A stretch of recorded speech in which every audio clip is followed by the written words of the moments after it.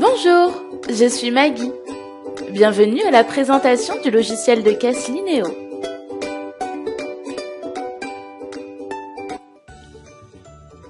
Nous allons commencer par découvrir le back-office de gestion de votre magasin et consulter les fichiers articles. Nous allons filtrer les articles d'art de la table. Nous observons que les articles sont notés par des étoiles pour indiquer leur popularité, ainsi que des smileys pour vous alerter de leur niveau d'approvisionnement. Nous constatons que cet article leader va être prochainement en rupture de stock. Cela est déterminé par la moyenne vendue par mois, le stock disponible et les délais d'approvisionnement de votre fournisseur. Nous allons consulter une fiche produit.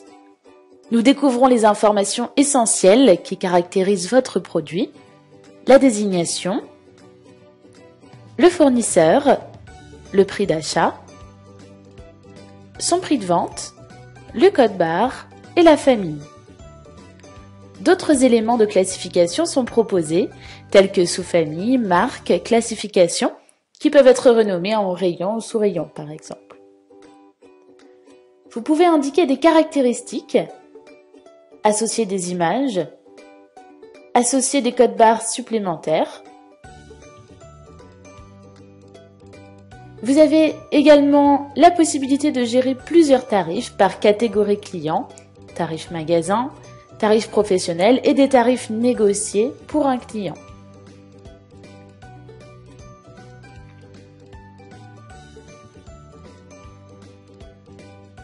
Nous pouvons associer à une fiche article des documents ou fiches techniques, documents PDF, Word, Excel. Nous allons consulter les éléments de stock, avec les quantités en stock, réservées ou en commande, la valeur du stock en prix moyen pondéré d'achat et les historiques de vente et d'achat du produit.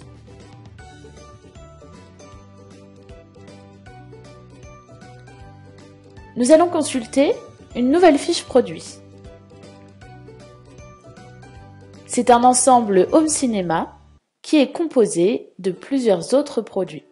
Nous consultons sa composition avec un téléviseur, un home cinéma, des enceintes et une option à choisir au moment de la vente, à savoir la possibilité de souscrire à une extension de garantie. Nous allons consulter les fiches clients. Comme pour les articles, nous trouvons sur les fiches clients des indicateurs vous permettant de segmenter votre fichier client en fonction de leurs habitudes de consommation et de leur fréquence de passage. Nous avons ici les coordonnées complètes du client, le tarif à appliquer et la situation de sa fidélité. Nous allons désormais gérer l'animation de votre magasin à travers la gestion d'opérations publicitaires, d'opérations commerciales, la gestion des cartes de cadeaux et la fidélisation de vos clients. Nous allons gérer une opération publicitaire en adressant un catalogue papier ou par mail à vos clients. Nous avons adressé 260 catalogues dans lesquels nous avons glissé un bon de réduction de 10 €. Nous allons maintenant lancer une opération commerciale promotionnelle. Nous avons déjà plusieurs types d'opérations comme le 3e offert, 2 produits achetés donnent une remise de 30% ou un produit acheté génère un bon d'achat. Nous avons marqué les produits avec des pastilles de couleur. Donc nous allons voir où sont affectées ces pastilles. Ce robot multifonction est marqué d'une pastille verte. Sur l'opération commerciale, nous notons que pour 2 articles électriques achetés, soit 2 pastilles vertes, je génère un bon d'achat de 30% de la valeur totale. Bon d'achat pouvant être limité dans le temps, et comme pour les opérations d'animation, nous mesurons le succès de l'opération.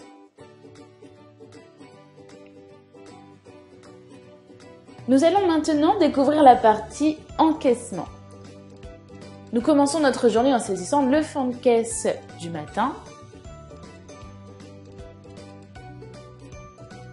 et nous allons procéder aux premières ventes. Nous scannons le premier produit, un deuxième, le tout réglé par carte bancaire. Le ticket s'imprimera automatiquement avec le détail des ventes, la TVA et le mode de règlement.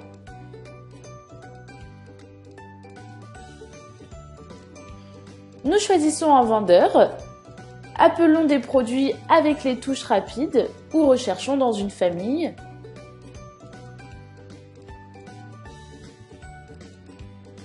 Puis, encaissons 50 € en chèque et 80 € en espèces.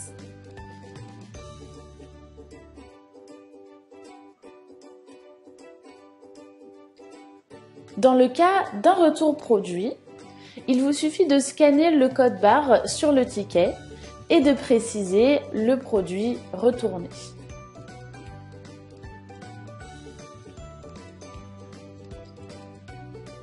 Nous avons la possibilité de rembourser le client ou de lui générer un avoir qui sera proposé automatiquement pour régler tout ou une partie de son prochain achat.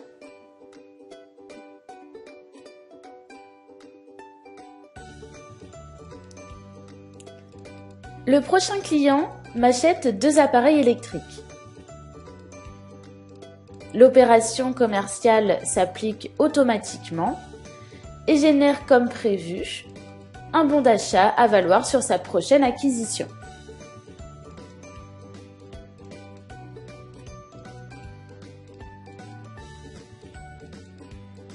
Nous pouvons faire des remises.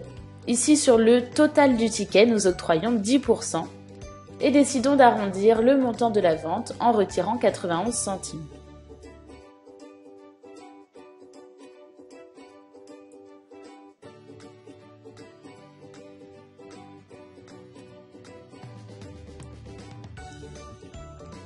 Nous gérons les nomenclatures de vente. Ici, notre client nous achète un ensemble home cinéma avec en option une garantie de 5 ans. Nous procédons à l'encaissement et imprimons, suite à sa demande, une facture au format A4 pour la garantie.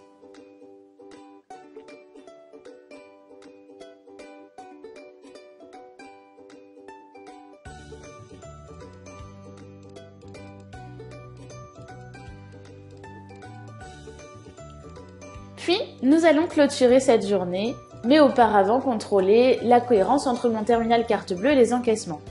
Je constate un écart, j'ai la possibilité de réaffecter la nature du règlement.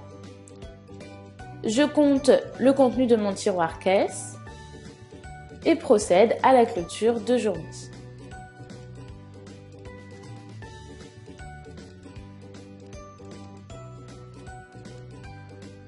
Le ticket de clôture fait apparaître le détail des encaissements, le fond de caisse, comptage et écart éventuel, le nombre de tickets, le panier moyen, les ventes par taux de TVA, les ventes par vendeur, ainsi que la situation des avoirs et acomptes.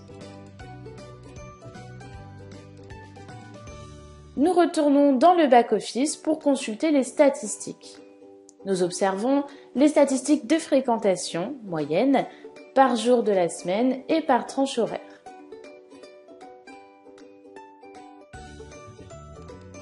Ici, les ventes du jour comparées à la semaine précédente. Nous avons ici les ventes par jour de la semaine sur les 4 dernières semaines.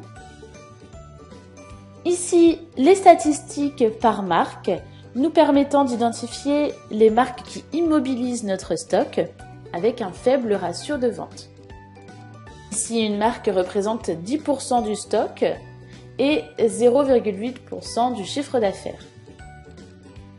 Nous avons ici une vision complète de votre magasin avec le stock immobilisé, votre stock valorisé en prix de vente, le nombre de jours théoriques pour écouler tout votre stock, le chiffre d'affaires et marge de la période sélectionnée, le nombre d'articles leaders et les ruptures annoncées. Tout cela pour avoir des indicateurs de pilotage de l'activité de votre magasin. Il ne nous reste plus qu'à communiquer les informations à votre expert comptable. D'un simple clic, vous pouvez adresser par mail à votre expert comptable les écritures pour gérer la comptabilité et déclarer la TVA.